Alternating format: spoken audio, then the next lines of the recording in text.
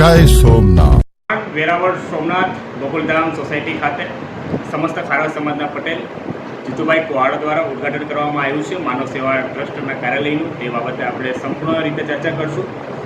તો સૌપ્રથમ ધ ગીર સોમનાથ લાઈવમાં આપનું સ્વાગત છે અને ધનતેરસના પાવન અને શુભ અવસરે આપણે ખૂબ અભિનંદન અને શુભેચ્છા. જય સોમનાથ. હું જીતુભાઈ મોહનભાઈ કુવાડા. આજે જે માનવ સેવા ટ્રસ્ટ છે એને આજે 10 વર્ષ પૂરા થયા. આજે એક કાર્યાલય વેરાવળમાં ખોલવામાં આવ્યું.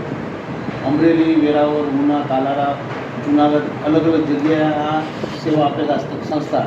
આ સંસ્થા એવી છે એક ભાવનાબેન ચુડાસમા છે, પરમારભાઈ છે, એને આખી ટીમ બનાવી છે કે ગમે એ સરકારી હોસ્પિટલ કે પ્રાઇવેટ હોસ્પિટલ કોઈ પણ દર્દી હોય એ લોકોને ખાલી ફોન કરે અને જમવાનું ટિફિન બંને ટાઈમ આપી જાય છે.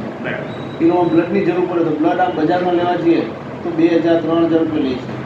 આ ટ્રસ્ટ દ્વારા માત્ર 300 રૂપિયા બ્લડની વ્યવસ્થા કર્યા આપે છે.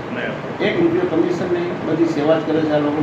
અને આ લોકોના બધા અલગ અલગ સમાજના દાતાઓ છે અને વેરાવળના ઘણા બધા ડૉક્ટરો છે જે આમાં સહયોગ કરે છે.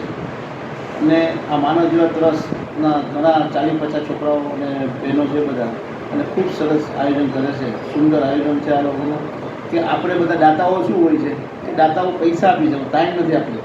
આ લોકો પોતાનો ટાઈમ બગાડીને ઘરે કોઈને પણ ઘરે પ્રાઇવેટ ઘર હોય ત્યાં ઘરની ટિફિનની જરૂર હોય તો ત્યાં પણ આપવા જાય છે.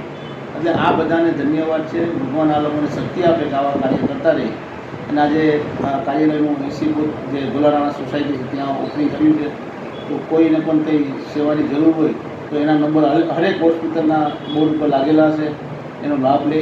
જય સોમનાથ. જી, ખૂબ ખૂબ ધન્યવાદ પટેલ દ્વારા મહત્વપૂર્ણ સમય આપવા બદલ. જોડાતા રહો the Gir Somnath live news સાથે.